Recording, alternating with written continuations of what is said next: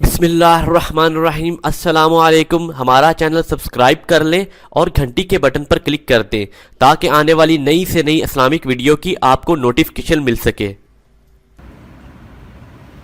کے بعد میرے محترم بھائیوں، یہ سورہ فرقان کا آخری رکوع ہے۔ اس رکوع کے اندر اللہ تبارک و تعالی نے اپنے نیک اور صالح بندوں کی بہت ساری صفات بیان کی کہ میرے وہ بندے، ان کے اندر کون سی صفات جو ہے وہ ہوتی ہیں اور کون سی ہونی چاہیے۔ تو اللہ تبارک و تعالی نے یہاں رحمان کے لفظ سے شروع کیا ہے، وعباد الرحمن۔ رحمان کے بندے وہ ہیں الذین یمشون علی الارض ہونا، جو زمین پر چلتے ہیں تو عاجزی کے ساتھ، انکساری کے ساتھ چلتے ہیں۔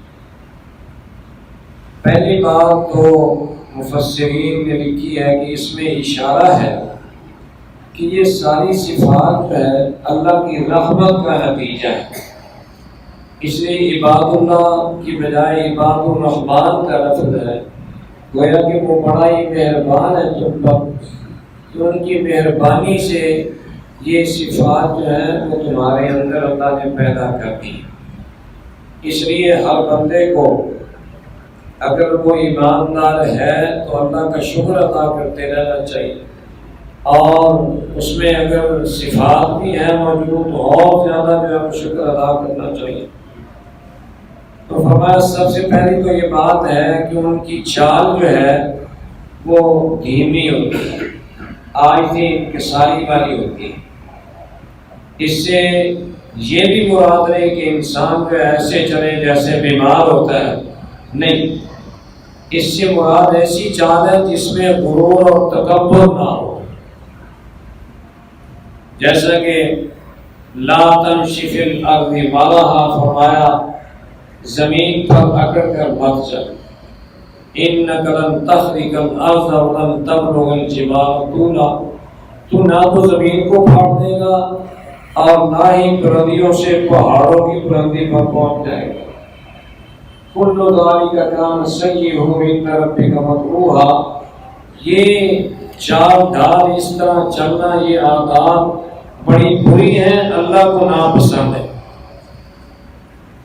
اللہ اکبر۔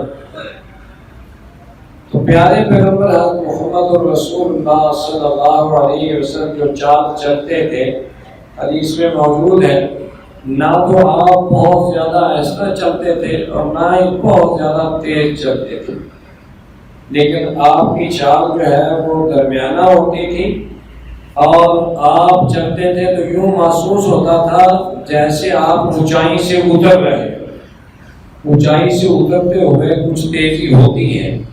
تو اللہ کے رسول صلی اللہ علیہ وسلم کی چال ڈھال جو ہے وہ ایسے ہوتی تھی، باوقار، متانت اور سنجیدگی کے ساتھ جو ہے وہ چلنا، یہ جو ہے اس چال کا مقصد ہے۔ آج دین کے ساری کا مقصد بھی یہی ہے کہ تکبر اور غرور اس میں نہ ہو۔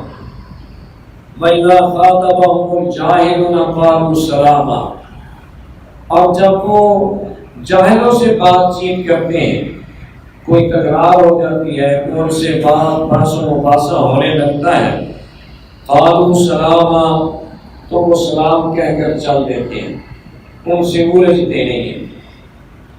یہ بھی ایک مومن کی بڑی صفت ہونی چاہیے۔ ایک بندہ بے علم ہے، جاہل ہے، نادان ہے، اور آپ اس کے ساتھ الجھتے جائیں گے، تکرار کرتے جائیں گے، بات بڑھتی جائے گی، اس کے پلے کچھ نہیں پڑے گا، اور آپ جو ہے اس میں پریشان ہوتے جائیں گے۔ تو فرمایا کہ ان کا کام کیا ہے، سلام سلام کہہ کر چل دیتے ہیں۔ اس سلام کا مطلب یہ ہوتا ہے کہ بھائی انشاءاللہ تیرا بھلا کرے، جیسے ہم کہہ دیتے ہیں، سلام کہہ کر بتا کر۔ دوسرا معنی یہ بھی کیا ہے قالوا سلاما، کہ وہ سلامتی والی بات کرتے ہیں، جس سے جھگڑا نہ بڑھے، ایسی سلامتی والی جو ہے وہ بات کرتے ہیں۔ یہ دوسری صفت جو ہے اس آیت کے اندر اللہ تبارک و تعالیٰ بیان فرمائی ہے. اور تیسری فرمایا والذین یبیتون لربہم سجدا وقیاما، وہ لوگ جو رات گزارتے ہیں سجدا وقیاما، سجدوں میں اور قیام. رات میں سونا بھی ہوتا ہے.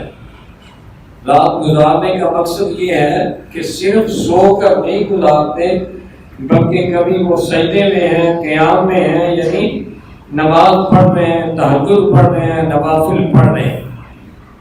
یہ مومنوں کی صفت بیان کی. فرض نہیں ہے، تہجد فرض نہیں ہے، لیکن پیارے پیغمبر حضرت محمد رسول اللہ صلی اللہ علیہ وسلم پر اللہ نے نازل کی، اور آپ صلی اللہ علیہ وسلم ہمیشہ جو ہے وہ تہجد پڑھا کرتے تھے. اور تہجد جو ہے وہ اول رات میں بھی پڑھی جا سکتی ہے، درمیانی رات میں بھی اور آخری رات میں بھی. من کل اللیل اوتر رسول اللہ صلی اللہ علیہ وسلم، پیارے پیغمبر صلی اللہ علیہ وسلم نے رات کے ہر حصے میں یہ رات کے نفل پڑھی. تو اس میں آسانی ہے. جو بندہ پچھلی رات نہیں اٹھ سکتا وہ عشاء کی نماز کے فوراً بعد متصل جو ہے وہ پڑھ. یہ جو ہم وتر پڑھتے ہیں یہ تہجد کا ایک حصہ ہے، لیکن کوشش کرنی چاہیے کہ زیادہ سے زیادہ رکعتیں ادا ہو جائیں.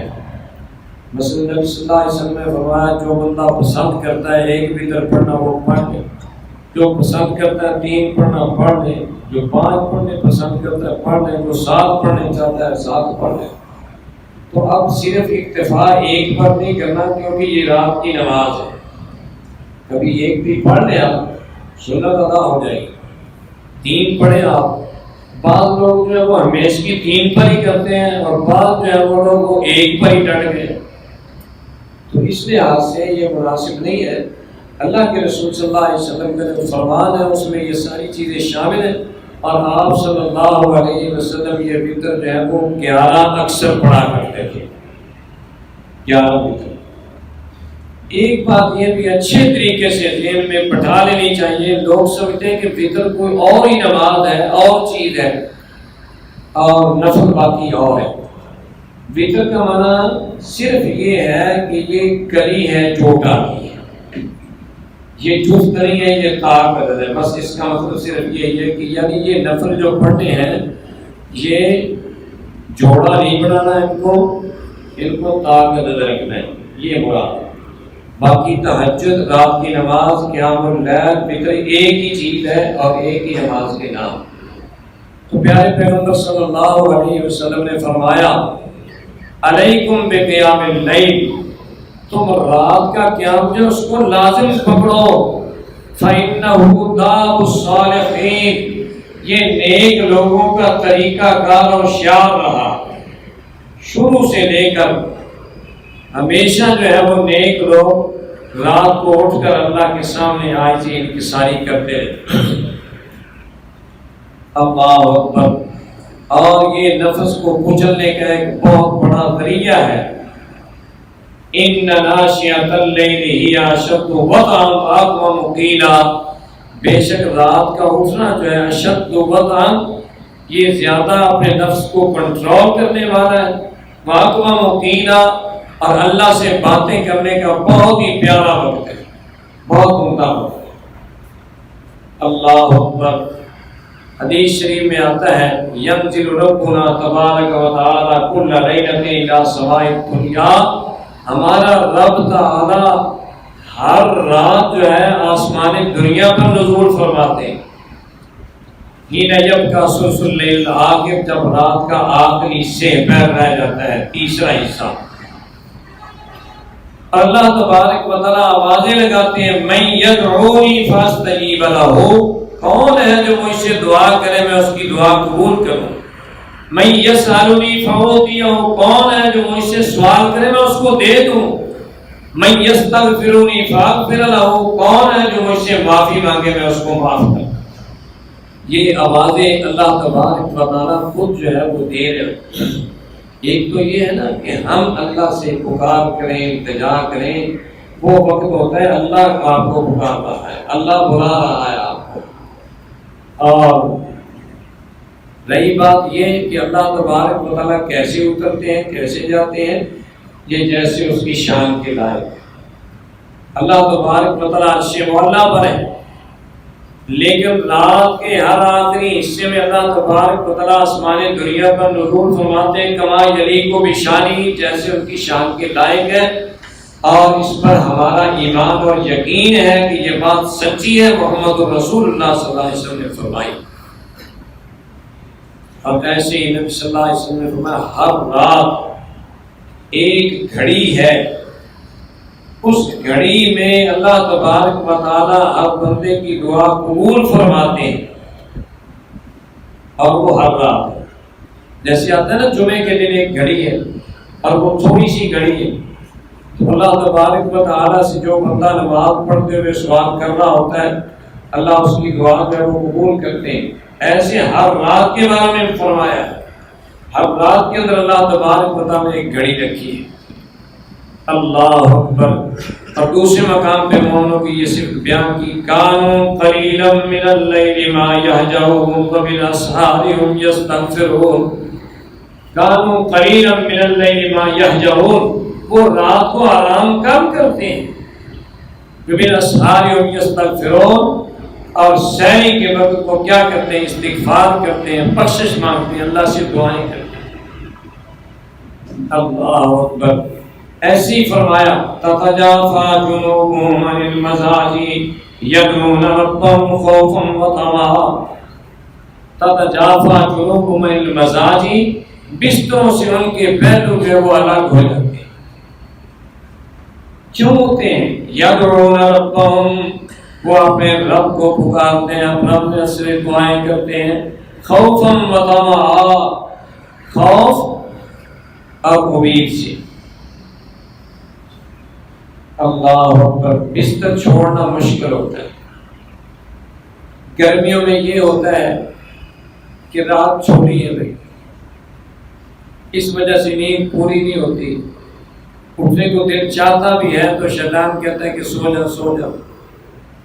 اب سردی آ گئی، لمبی راتیں ہوگی، لیکن بستر گرم جو ہے وہ چھوڑنے کو دل نہیں کرے۔ دونوں لحاظ سے شیطان چکما دیتا ہے، دھوکہ دیتا ہے۔ اور حدیث میں آتا ہے کہ انسان کی آنکھ بھی کھلتی ہے، شیطان کہتا ہے ارقد سو جا علیک لیل طویل، رات تو بڑی ابھی پڑی ہے۔ اللہ اکبر۔ تو اللہ فرماتے ہیں مومن کی یہ شان ہے، تتجافى جنوبهم عن المضاجع، بستروں سے ان کے پہلو الگ ہو جاتے ہیں۔ کیوں ہوتے ہیں؟ خوف ہے۔ کیوں ہوتے ہیں؟ امید ہے۔ اور ایمان اسی چیز کا نام ہے، بین الرجاء والخوف۔ انسان کو ڈر بھی اللہ کا ہو اور اللہ کی رحمت کی امید بھی ہو تو انشاءاللہ وہ بندہ کامیاب ہے۔ اللہ اکبر۔ اس لیے اللہ تبارک و تعالیٰ نے اپنی صفات کو بیان کی، غافر الذنب وقابل التوب شدید العقاب، گناہوں کو اللہ معاف کرنے والا ہے، وقابل التوب، توبہ کو قبول کرنے والا ہے، شدید العقاب، سخت سزا دینے والا ہے۔ یا ایھا الانسان ما غرک بربک الکریم، اللہ فرمائیں کہ انسان کس چیز نے تمہیں دھوکے میں رکھا اپنے رب کریم کے بارے میں۔ تیرا رب کریم بھی ہے، کرم بھی کرنے والا ہے، لیکن ان بطش ربک لشدید، اے پیغمبر صلی اللہ علیہ وسلم تیرے رب کی پکڑ بھی بہت زیادہ سخت ہے۔ اللہ تبارک و تعالیٰ اپنی پکڑ سے ہمیں محفوظ رکھے۔ اللہ اکبر۔ انسان کو اللہ کی ہی پناہ میں آنا چاہیے، گناہوں سے بچنے کے لیے اللہ تبارک و تعالیٰ سے کہ عذابوں سے پناہ مانگنی ہے تو اللہ کی ہی پناہ مانگنی۔ اللہم انی اعوذ بک من عذاب القبر، یا اللہ عذاب قبر سے میں تیری پناہ میں آتا ہوں، یا اللہ تو ہی مجھے محفوظ کر لے۔ اعوذ بک من عذاب جہنم، جہنم کے عذاب سے یا اللہ تو ہی بچا لے۔ یعنی اللہ سے التجا کرنی، اللہ سے دعا کرنی۔ تو یہ ہے یدعون ربهم خوفا وطمعا۔ ان کے بستریں جو ہیں وہ کیوں خالی رہ جاتے ہیں؟ دو ہی چیزیں ہیں، اپنے رب کا ڈر جو ہے وہ ان کو کھڑا کر دیتا ہے، اور یا امید جو ہے اللہ کی رحمت جو ہے وہ بستر چھڑا دیتی ہے۔ اور جو بندہ اس طرح اللہ سے ڈر جاتا ہے اور اللہ سے اپنی رحمت کی امید رکھتا ہے تو انشاءاللہ اللہ تبارک و تعالیٰ اپنے عذابوں سے اس کو محفوظ رکھتے ہیں اور رحمت سے اس کو ڈھانپ لیتے ہیں۔ یہ صفت اللہ تبارک و تعالیٰ نے یہاں تیسری بیان فرمائی، والذین یقولون ربنا اصرف عنا عذاب جہنم ان عذابها کان غراما۔ چوتھی صفت یہ ہے کہ وہ لوگ جو یہ کہتے ہیں، اپنی دعاؤں میں یہ دعا شامل کرتے ہیں، ربنا اصرف عنا عذاب جہنم ان عذابها کان غراما انها ساءت مستقرا ومقاما۔ یا اللہ، اے ہمارے رب، ہم سے جہنم کا عذاب پھیر۔ اور میرے محترم بھائیوں، عقیدے میں یہ بات ضروری ہے کہ انسان یہ یقین کرے کہ جہنم ہے، جنت ہے، اس کے بارے میں ذرہ بھی شک نہیں ہونا چاہیے۔ بعض لوگ کہتے ہیں کہ یار دیکھی جائے گی، کتنا اللہ نے عذاب دے کر کیا کرنا ہے۔ اور میرے محترم بھائیوں، ہاں یہ بات ضرور اللہ نے خود فرما دیا ہے، ما یفعل اللہ بعذابکم ان شکرتم وآمنتم وکان اللہ شاکرا علیما۔ اللہ تمہیں عذاب دے کر کیا کرے گا؟ ان شکرتم وآمنتم، اگر تم شکر کرو گے اور ایمان لاؤ گے۔ وکان اللہ شاکرا علیما، اللہ تو بڑا قدردان ہے، اللہ جاننے والا ہے۔ لیکن بات کیا ہے؟ ایمان لاؤ، شکر ادا کرو۔ ایمان لانے کے بعد شکر ادا کرنا کیا ہے؟ شکر ادا کرنا اعمال کرنے ہیں۔ نماز پڑھنا اللہ کا شکر ہے، روزہ رکھنا اللہ کا شکر ادا کرنا ہے، اور حج کرنا، جتنے بھی احکام اور جتنے بھی اللہ تبارک و تعالیٰ نے ہمارے اوپر جو ہے واجبات لازم کیے ہیں، اس سب کو ادا کرنا کیا ہے؟ اللہ کا شکر ادا کرنا۔ تو فرمائے یہ لوگ پکارتے کہتے ہیں، ربنا اصرف عنا، اے ہمارے رب ہم سے جہنم کا عذاب پھیر دے، ان عذابها کان غراما، بے شک اس کا عذاب جو ہے وہ تو چمٹ جانے والا ہے۔ یہ مومنوں کی دعا کا بھی حصہ ہو سکتا ہے، اور اللہ کی طرف سے بھی بات ہو سکتی ہے کہ لوگوں یہ عذاب جو ہے چمٹ جانے والا ہے، اللہ اس سے ہمیں بچائے، محفوظ رکھے۔ اِنَّا سَاءَتْ مُسْتَقَرًّا وَمُقَامًا، بے شک وہ بہت برا ٹھکانہ ہے اور بہت بری جگہ ہے۔ دیکھو پیارے پیغمبر صلی اللہ علیہ وسلم کو اللہ تبارک و تعالیٰ نے معراج کروائی۔ معراج کیوں کروائی؟ اس لیے کہ اللہ کے رسول صلی اللہ علیہ وسلم اپنی آنکھوں سے جنت کا بھی مشاہدہ کرائے اور جہنم بھی دیکھا۔ اللہ کی واحد جو ہے وہ تو سچی ہے، اللہ کی طرف سے جو پیغام آ رہا ہے سچا ہے، قرآن بھی سچا ہے، لیکن اللہ تبارک و تعالیٰ نے صرف لوگوں کے لیے کہ لوگوں کا بھی ذہن پختہ ہو جائے کہ اللہ کے رسول صلی اللہ علیہ وسلم خود دیکھ کر آئے، ہاں خود دیکھ کر آئے، جنت دیکھیے، جہنم دیکھیے۔ پیارے پیغمبر صلی اللہ علیہ وسلم نے فرمایا، میں نے جہنم میں دیکھا کہ اکثریت جو ہے وہ عورتوں کی۔ اللہ اکبر، صدقہ و خیرات کیا کرو، عورتوں سے بھی کہا، کیوں؟ تکفرنا، کفر کرتی ہو تم۔ کس چیز کا کفر؟ تکفرنا العشیر، خامدوں کی ناشکری کرنا، اس کو کفر کہا۔ وتکثرن اللعن، لعن تان زیادہ کرتی۔ لیکن میرے محترم بھائیوں، آج تو ہم دیکھتے ہیں کہ آدمی جو ہیں پڑھے لکھے سیاستدان تک لعن تان کی انتہا کو پہنچے ہوئے۔ یہ لعن تان سبب ہے جہنم میں جانے کا۔ اس لیے انسان اپنی زبان پہ ہے اس کو بچا کر رکھے، اس کی حفاظت کرے۔ دعائیہ کلمات جہاں یہ کرتا ہے ربنا اصرف عنا عذاب جہنم ان عذابها کان غراما انها ساءت مستقرا ومقاما، کہ یا اللہ بہت بدترین جگہ ہے، بہت برا ٹھکانہ ہے، اللہ اس سے بچا لینا۔ اور جو بندہ اللہ سے دعا کرتا ہے جہنم سے بچنے کی، تو جہنم بھی اپیل کرنے لگ جاتی ہے کہ یا اللہ اس کو مجھ سے بچا۔ اللہ اکبر۔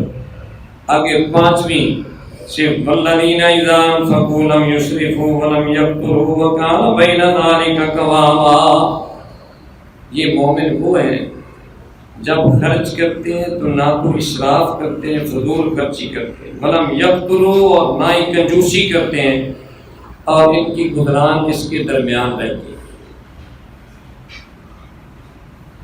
ایک تو یہ نا انفاق فی سبیل اللہ، یہ اس کی بات نہیں ہو رہی، یہ گھر کے خرچ اخراجات کے بارے میں بات ہو رہی ہے۔ جب خرچ کرتے ہیں فضول خرچی نہیں کرتے، ایک چیز ضرورت کی ہے وہ استعمال کرو، کوئی قدر نہیں، لیکن فضول جو ہے وہ ایسی چیزیں، فضول اخراجات جو ہے وہ زیادہ سے زیادہ کرنا شیخی بگھیرنے کے لیے، تو اس کے لیے جو ہے پھر کیا ہے، اسراف کا لفظ بولا جائے گا اور اس پر جو ہے وہ پوچھ ہوگی۔ اللہ اکبر۔ اور اس سے بڑھ کر کیا ہے، تبذیر ہے۔ ان المبذرین کانوا اخوان الشیاطین، فرمایا مبذرین جو ہیں وہ تو شیطان کے بھائی ہیں۔ ضرورت سے کچھ زیادہ خرچ کرنا یہ اسراف ہے، اور بے جائے خرچ کرتے رہنا یہ کیا ہے، یہ تبذیر ہے۔ یہ مثال بھی دی جا سکتی ہے۔ بسا اوقات یہ ہے کہ لائٹ کی ضرورت ہے گھر میں، ایک کی 5 چلائی ہوئی، ایک پنکھے سے کام چل سکتا ہے تو 4-5 چلانے۔ اللہ اکبر۔ اے سی کی اتنی ضرورت نہیں ہے لیکن چلانا ہے، معمولی سی برداشت بھی نہیں۔ اللہ اکبر۔ میرے محترم بھائیوں، یہ اسراف ہے، یہ فضول خرچی ہے۔ میں مسجد میں گیا، مسجد ذرا کچھ بڑی تھی لیکن میں نے اے سی شمار کیے، اتنی بڑی بھی نہیں تھی، 22 اے سی لگے ہوئے، 14 جو بڑے بڑے الماریاں اور دوسرے چھوٹے۔ اب یہ ہے کہ اگر کام چلایا جائے چلو اس سے نصف سے بھی کام چل جائے، یہ اسراف کے زمرے میں آتے ہیں۔ اور ایسے ہی کہ ضرورت ہی نہیں ہے، کوئی موجود ہی نہیں پھر بھی چل رہا، باہر بتیاں دیکھا ہے، بسوں کا چل رہی ہوتی کرو، پھر شکوے یہ آتے ہیں کہ بل بہت زیادہ آتا ہے، مہنگائی بہت زیادہ ہو گئی۔ میرے محترم بھائیوں، اصل یہی چیزیں اسراف اور تبذیر جو ہے اس کو چھوڑتے لوگ، اسی وجہ سے تو مہنگائی ہے۔ اللہ اکبر۔ گورنمنٹ کے جو ادارے ہیں ان کے اندر بالکل اس چیز کا خیال ہی نہیں کیا جاتا، چلتا تو چلتا نہیں، تو چلو جی بل جو ہم نے کون سا دینا۔ تو اللہ تبارک و تعالیٰ فرماتے ہیں کہ ان کا کام یہ لم یسرفوا، اپنے خرچے میں اسراف نہیں کرتے، ولم یقتروا، کنجوسی بھی نہیں کرتے، بچوں کو جو ضرورت ہے وہ لا کر دیتے ہیں، وکان بین ذلک قواما، قوام کہتے ہیں 2 حدیں ہیں، ان کے درمیان والی جگہ جو ہے وہ قوام ہے، ان کے درمیان جو ان کی معیشت رہتی ہے۔ والذین لا يدعون مع اللہ الہا آخر ولا يقتلون النفس التي حرم الله الا بالحق ولا يزنون ومن يفعل ذلك يلقى اثاما، وہ لوگ جو اللہ کے ساتھ کسی دوسرے کو معبود نہیں بناتے، اللہ کے ساتھ، یہ نہیں کہ اللہ کو چھوڑ کر، اللہ کو بھی سجدہ کر رہے ہیں، اللہ کے لیے بھی نماز پڑھ رہے ہیں، اللہ کے لیے بھی صدقہ خیرات کر رہے ہیں، لیکن غیروں کے لیے بھی کر رہے ہیں، یہ نہیں ہو سکتا۔ اللہ کو چھوڑ کر نہیں، اللہ کے ساتھ بھی اگر آپ کسی کو معبود بناتے ہیں کسی بھی لحاظ سے، اللہ کو یہ منظور نہیں۔ وَلَا يَقْتُلُونَ النَّفْسَ الَّتِي حَرَّمَ اللَّهُ إِلَّا بِالْحَقِّ، اور وہ نہیں قتل کرتے کسی نفس کو جس کو اللہ نے حرام کیا ہے مگر حق کے ساتھ۔ حق کیا ہے؟ وہ بندہ جان بوجھ کر کسی کو قتل کر دے، اس کے بدلے میں اس کو قتل کیا جائے گا، یہ حق۔ شادی شدہ ہو کر زنا کرتا ہے، سنسار کر دیا جائے گا، یہ قتل حق ہے۔ ایسی ڈاکہ زنی کرتا ہے، محارب اس کو کہتے ہیں، چاہے اپنے آپ کو مسلمان کہلائے یا کافر، اس کو قتل کیا جائے گا، حربی کافر ہے، اس کو قتل کیا جائے گا۔ یہ ہے وَلَا يَقْتُلُونَ النَّفْسَ الَّتِي حَرَّمَ اللَّهُ إِلَّا بِالْحَقِّ۔ اور باقی جو ہے اس وقت معاشرے میں زندہ در گور بچیوں کو کر دیا جاتا ہے، نہ حق قتل ہے۔ آج پر کنٹرول کے نام پر آج بھی یہ سلسلہ جاری ہے، تو یہ ناحق جو ہے وہ قتل ہے۔ اللہ اکبر۔ پیارے پیغمبر صلی اللہ علیہ وسلم سے پوچھا گیا سب سے بڑا گناہ کون سا ہے؟ فرمایا الاشراک باللہ، اللہ کے ساتھ شرک کرنا۔ اس کے بعد فرمایا اپنی اولاد کو اس ڈر سے قتل کرنا کہ تیرے ساتھ وہ بھی کھائے گی۔ پوچھا گیا تیسرا، فرمایا قضانی حلیلۃ جاری کا، اپنے پڑوسی کی بیوی کے ساتھ گناہ کرنا، زیادتی کرنا۔ یہ فرمایا ان شئتم تقرؤ، اگر تم چاہتے ہو تو یہ آیت پڑھ کر دیکھ لو۔ کیا پڑھ کر دیکھ لو؟ والذین لا يدعون مع اللہ الہا آخر ولا يقتلون النفس التي حرم اللہ الا بالحق ولا یزنون۔ یہ تینوں جو ہیں اکٹھے قرآن میں جن میں بیان ہوئے، اور تینوں ہی محمد رسول اللہ صلی اللہ علیہ وسلم بیان کیے۔ فمن یفعل ذلک یلقى عصاما، جو بندہ یہ کام کرے گا یلقى عصاما، وہ بہت بڑے گناہ میں جا پہنچے گا۔ یضاعف لہ العذاب یوم القیامہ، اس کے لیے 2 گنا عذاب دیا جائے گا قیامت کے دن۔ وَيَخْلُدْ فِيهِ مُهَانًا، اور وہ اس میں ہمیشہ جو ہے وہ ذلیل اور رسوا ہوتا رہے۔ ہاں الا من تاب، مگر جس نے توبہ کر وآمن وعمل عملا صالحا، اور پھر ایمان لے آیا۔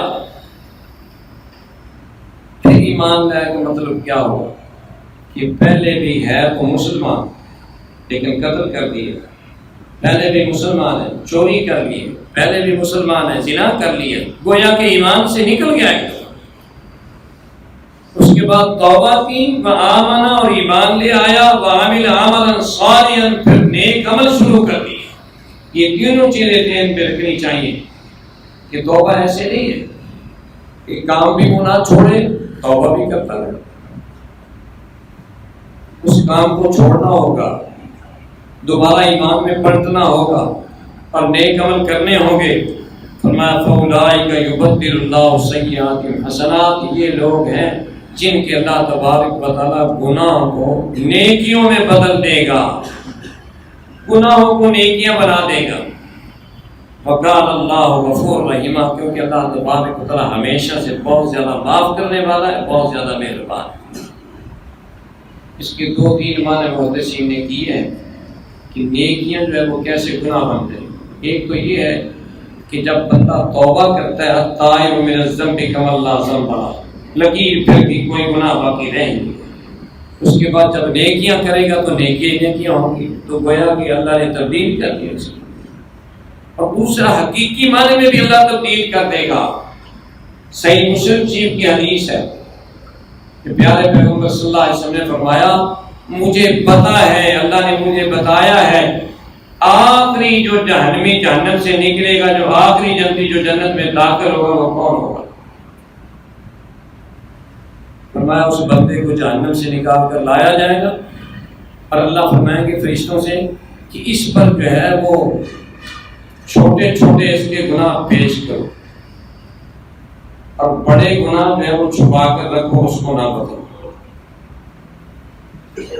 اللہ اکبر۔ اسے کہا جائے گا تو نے یہ گناہ کیا تھا، وہ ڈرے گا،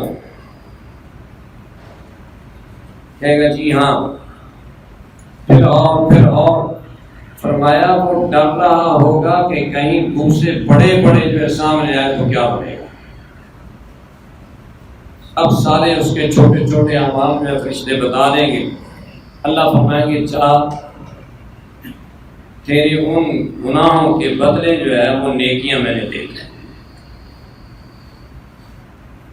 کہے گا جی میں نے وہ بڑا بھی گناہ کیا تھا، وہ بھی کیا تھا، خود بتانا شروع ہو جائے گا اس لالچ میں کہ اس پہ تو نیکیاں مل رہی ہیں۔